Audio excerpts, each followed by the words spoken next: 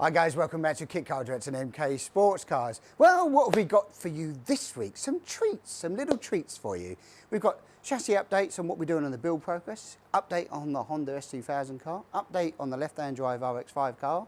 We've been a little visit on RLM on the turbo car, part one of the episode of what's going on with that, and a little drive out in a striker car, which a raw striker that we've got in that is going to be for sale. So roll that tape.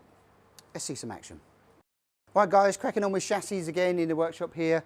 Not so much progress on this, we've been focusing on Charles's car, a bit more slow progress on this one, but finished the brake lines in, fuel lines have gone in, diffs going in, and an extra brace bar is going in on which we're doing it, mocking up for on this. Whether we need it or not, we're not sure, but we've got Ryan working on that. Ryan's here somewhere, maybe he'll pass by in the camera. He's the newest member of the team, joined us this week.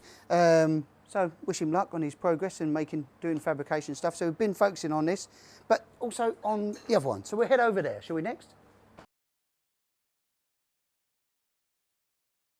Right, so been focused on Charles's car here. Lots are going on from last week. As you know, the engine went in, the fuel lines are in, the brake lines are in, prop shafts in, electric reverse motors in, electric sprockets in, diffs in, wiring looms in, starter solenoids in, battery kill switches in,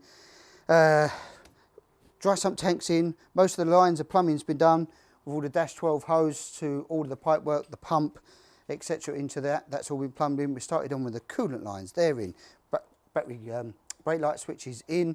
Front upright started to go on with a Cortina geometry and a billet front end. Side panel's been cut and put in. We've mocked up the cage in, so that side panel's all cut with the holes, etc. all done. Down there, radiators on, all coolers on with it, all cooler lines as well. Fans in, fans wired up, steering racks on, that's all plumbed in, and a complete rear end all done, as you know from the other week. So brake disc, calipers, drive shafts, prop shafts, they're all in. Basically, seats have even been mocked up. As you know guys, what we do with these, we always put these in earlier rather than later with the runners on. It's just easier to work and drill the holes. And then take them out and put them on the shelf for a later date. It's just that you've got access here. So we do them beforehand, otherwise you've got to try and squeeze down the back. So it's a little bit of a top tip when you're building. Try and get them done early as you can. If not, can be done afterwards, just a bit more fiddly. So really cracking on with this. Most of this is sort of in now. And then, what are you on this side, Joseph? This side on the upright and hub? Joseph's putting the hub disc, all of that. So it's a cross-drill and groove, lightweight hub, aluminium hub, all going on there. Quite a bit of weight saving actually compared to the old Sierra stuff and that as well. Better geometry all round as well. And it's a bit like jewellery. Looks better, doesn't it? Looks better. Look, Ryan's over there. Ryan's popped up. Say hi, Ryan, to everybody. Oh. You'll see him in if you visit us anytime. So yeah, cracking on with that. Super happy, big progress. Guys will be cracking on. Other side panels starting as well. Is it next, is it? Cracking on with that one next as well. So a few bits to do. And then we've got the flat shifter going in this one as well. We've got the kit.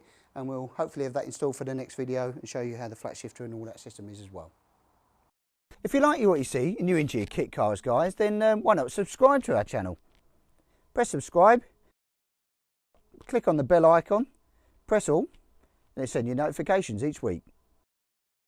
Right, Honda S2000 time. As you see, it's come out of the other bay from there into this area. Main reason we put it on the flat floor here. It's all been geoed, done today actually. And then we're on with the final trims and bits and all the applications are in for IVA for this. We're just waiting for a confirmed date. So all the wing mirrors done. These are for IVA. We've got our heavy duty clamps on here, 50mm on our 50mm cage. That's all in.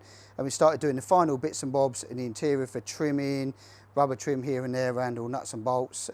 We'll finish these off. Now we've done the geo on the front, we can then start covering all these up, all these areas up, making sure they meet the 2.5 degree radius, etc. And again, if you're not sure about IVA, got a little YouTube video, jump onto our channel. If you subscribe, you'll probably see that on there, and that will give you top sort of 60 tips really on what to do for IVA and help you along the way. If not, read the 250 odd page boring manual if you want, the M1 manual, which you can download on the government website. So yeah, cracking on with the S2000. Just waiting for a date really now, and then we've got another car that's going for IVS. Go and talk about that one. Right, so left-hand drive Mazda MX-5 RX5 car, based, you know. So IVA date's been set for this. I think we've got a couple of weeks' time before that hits for that, but we're just again, it's been out of the build area in here, gears all done, as you know, guys. It's all been run up to temperatures now. We're doing that, and now we'll start fitting the final bits, which is wing mirrors, centre tunnel to go in.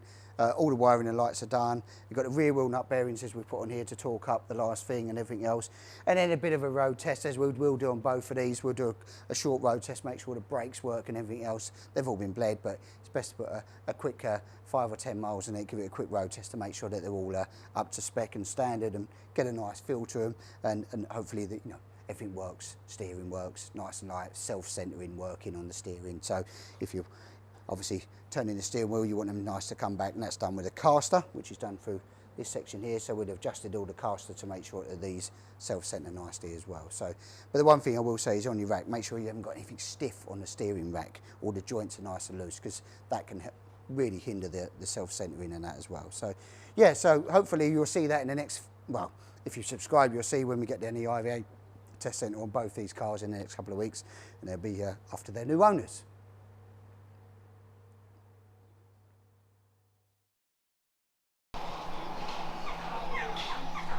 Right guys, it's dyno time. We're down here at RLM Racing with Rich to get the Mazda MX-5 Turbo dyno tested, basically. So you're probably wondering, well, why are we doing that? Because we've rebuilt the engine, etc. Well, we've changed so many parameters on it, different injectors, different spark plugs, different bottom end to the engine, etc. All of that's been done. We've got so many different parameters. So we take it to a dyno, and you think, well, why take it to a dyno? Why not just do it on the road? Well, it's a controlled environment. We can monitor what's going on. We can see what's going on inside of the engine without, you know, and safely keep the speeds under control. You're measuring it in here. Rich, obviously, top of his game. We'd always recommend anybody to come to Rich at R&M. It'd be car engine or bike engine. We trust the man, but we partner with him on lots of different things. So what we'll do is we'll head on inside, see what to get the car strapped down on the dyno there. Have a chat with Rich about what's going to go on for the day.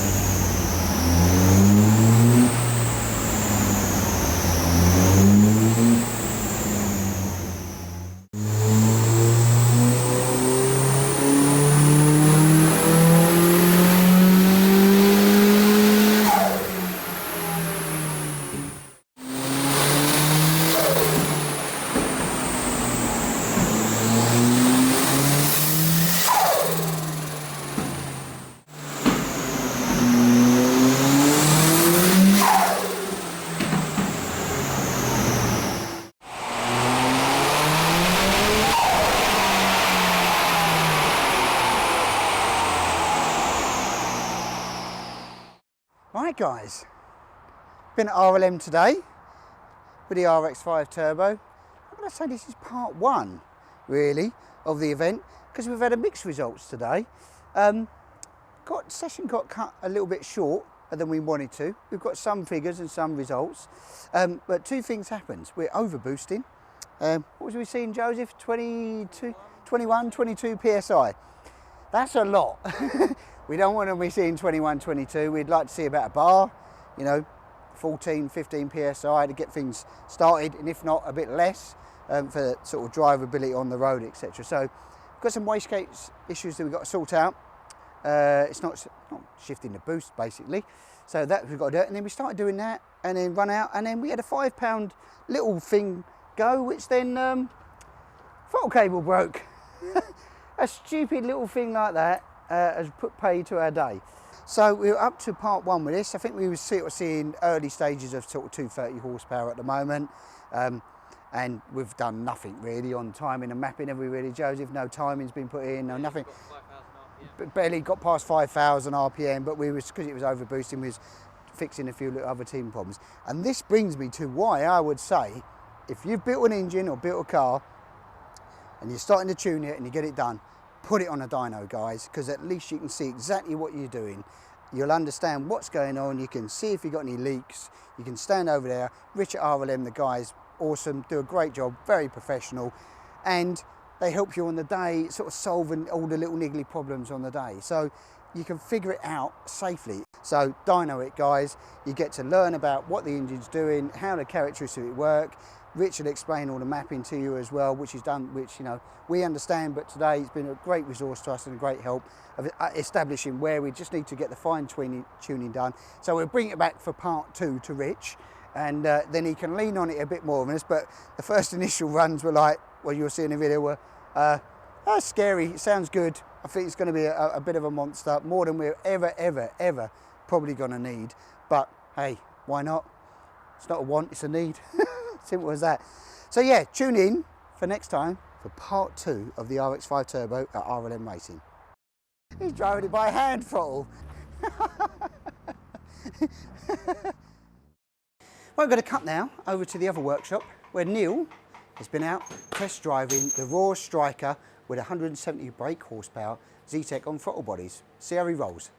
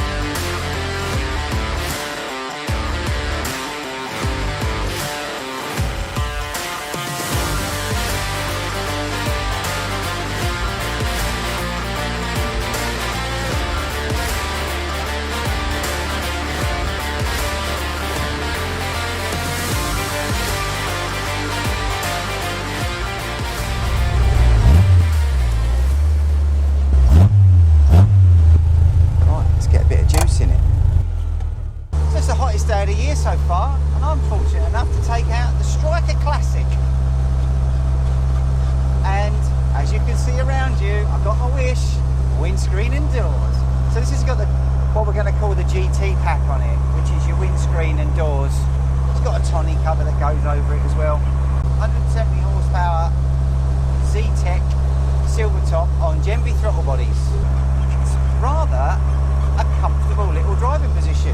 I've got my elbow quite nice on the tunnel top here, and the other elbow's on the side of the car. So normally when I critique the Ford-based cars, what the biggest thing and the first thing that jumps out at me is the diff whine. But I've got to be honest with you, this hasn't got any at all. This is a really, really nice, pleasant driving experience. Steering's nice and twitchy.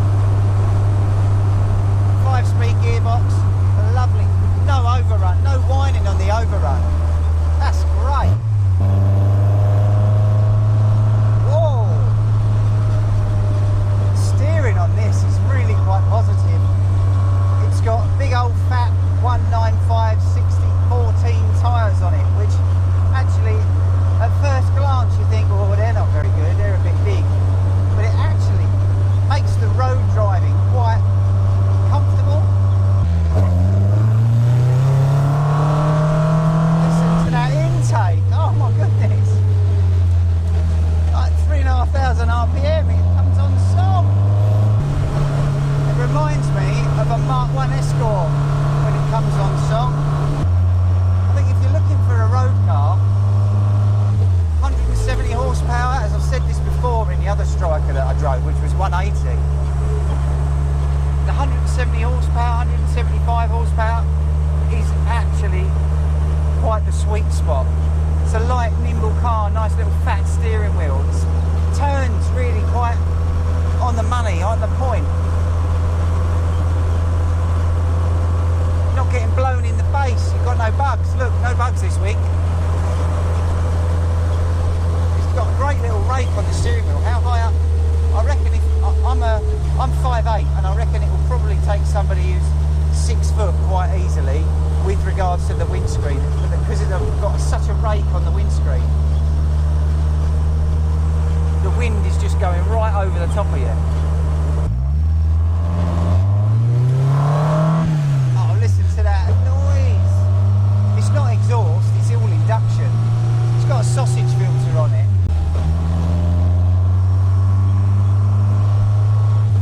So in summary, Striker Classic. Not that I've said too much about it already. I've kind of got lost in the moment driving it. It's a nice, pleasant drive.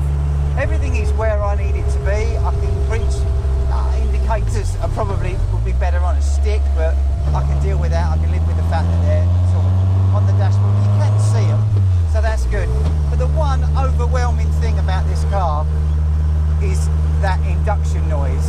When you've got it up to about 3,500, 4,000 revs, or whatever I said earlier, oh my goodness me, it is so addictive. I kind of got lost in the moment, to be quite honest with you. The car drives as you'd expect a nice road car to drive. These have got a magnet on the side here, so I am getting a little bit of wind through underneath the door. I think if you had a popper on, like we normally do with the MK ones, where you run a little popper and you pop the popper on the side panel here, I think that may close up that little small gap there and you won't get a breeze through on your elbow. Not a problem on a day like today, but I imagine if it's raining, you might want to think twice driving a car like this in the sunshine. Very nice.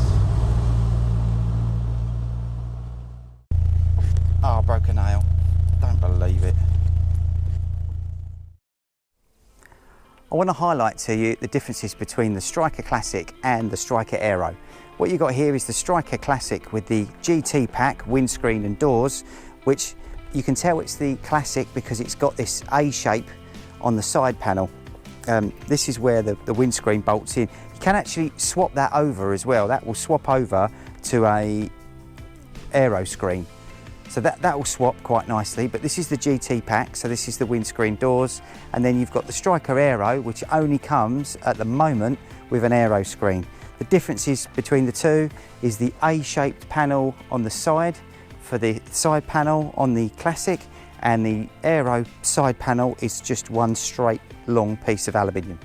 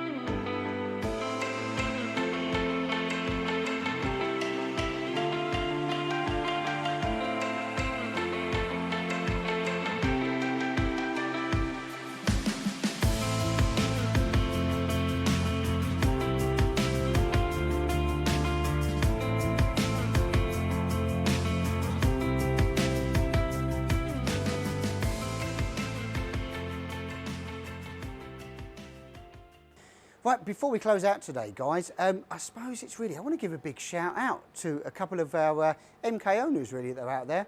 We've got Dave and Chris, who helped out Dominic Castle, as you probably saw on the Facebook page. What a terrific guys they are to go over there and help him carry on with his building process.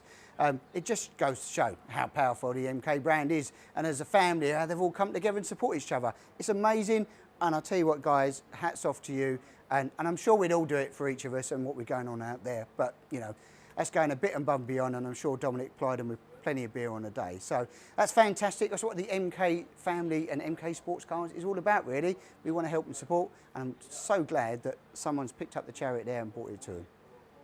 Right, another amazing week. Lots going on. Dynos, builds, test drives, everything else. It's gone a bit crazy here. We love it. But remember, press that subscribe button. Hopefully you then can sign in and see part 2 of what goes on with the dynos on the RX5 Turbo there, and see the progress of these builds as well, and maybe some more super builders out there helping others in the community. So fantastic, guys. Remember to press the like button and share with all your friends and family, and we'll catch you next week.